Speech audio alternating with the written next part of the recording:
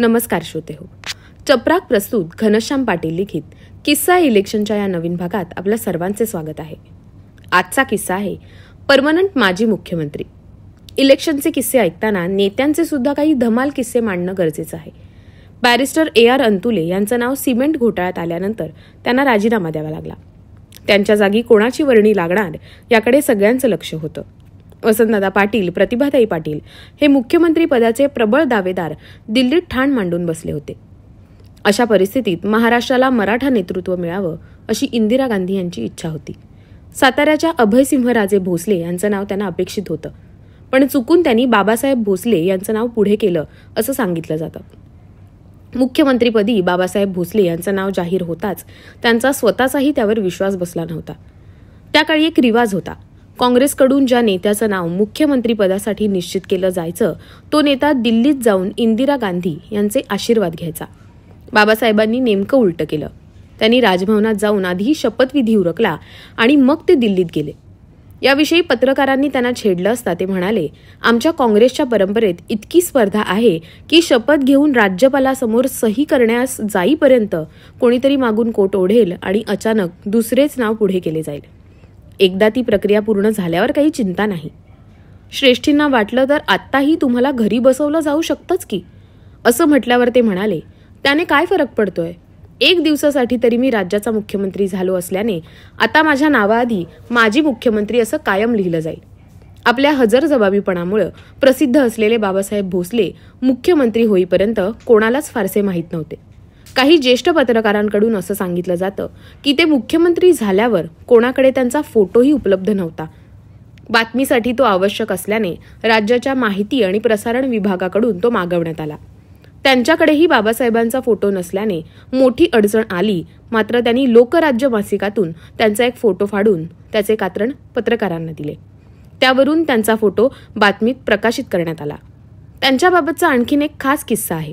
1942च्या चले जाव आंदोलनात अनेक नेत्यांना तुरुंगवासाला सामोरे जावे लागले. बाबासाहेब भोसले यांनाही अटक करून 1.5 वर्षाची शिक्षा देण्यात आली. तुरुंगात त्यांच्यासोबत तुळशीदास जाधव हे स्वातंत्र्य सैनिक होते. गोळ्या घाला पण डोक्यावरची गांधी टोपी काढणार नाही असे त्यांनी इंग्रज अधिकाऱ्यांना निक्षून सांगितले होते. त्यामुळे थेट इंदिरा गांधी यांच्यापर्यंत त्यांची ओळख होती. दिल्लीत त्यांच्या नावाला ज्येष्ठ स्वातंत्र्य सैनिक म्हणून वजन होते. येरवड्याच्या तुरुंगात त्यांची बाबासाहेब भोसले या तरुणाशी ओळख झाली. स्वातंत्र्य आंदोलनातील या हरहुन्नरी तरुणाचे योगदान पाहून त्यांच्यात बोलणी झाली आणि जाधव यांची कन्या कलावती यांच्याशी त्यांचा विवाह निश्चित झाला.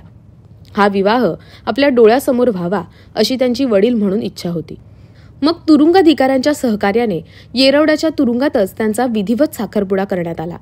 अशा पद्धतीने तुरुंगात साखरपुडा झालेले बाबासाहेब हे एकमेव नेते असावेत. त्यांच्या 1 वर्षाच्या कार्यकाळात त्यांनी अनेक महत्त्वाचे निर्णय घेतले. मात्र अंतर्गत बंड, दत्ता सामंत यांच्या नेतृत्वाखाली गिरणी कामगारांचा संप, पोलिसांनी केलेले बंड अशा अनेक आव्हानांचा सामना त्यांना करावा लागला. याचवेळी शरद पवार विरोधी पक्षनेते असल्याने त्यांच्यासमोर अनेक अडचणी होत्या. 1 दिवस मुख्यमंत्री राहिलो तरी परमनंट माजी मुख्यमंत्री असेन असे सांगणाऱ्या बाबासाहेबांना अंतर्गत राजकारणामुळे 1 वर्षानंतर राजीनामा द्यावा लागला. त्यावेळी पत्रकार त्यांना भेटायला गेले. तेव्हा बाबासाहेब पत्रकारांना म्हणाले, श्रेष्ठींनी मला आणखीन एक पद दिले आहे. पत्रकारांनी उत्सुकतेने विचारले, कोणते पद? असे पद की जे कोणी काढून घेऊ शकत नाही. सर्वांची उत्सुकता ताणली गेली. तेव्हा ते हसत हसत म्हणाले, माजी मुख्यमंत्री पद. तर श्रोते हो, हा आजचा किस्सा तुम्हा सर्वांना कसा वाटला हे तुमच्या प्रतिक्रियांद्वारे आम्हाला नक्की कळवा.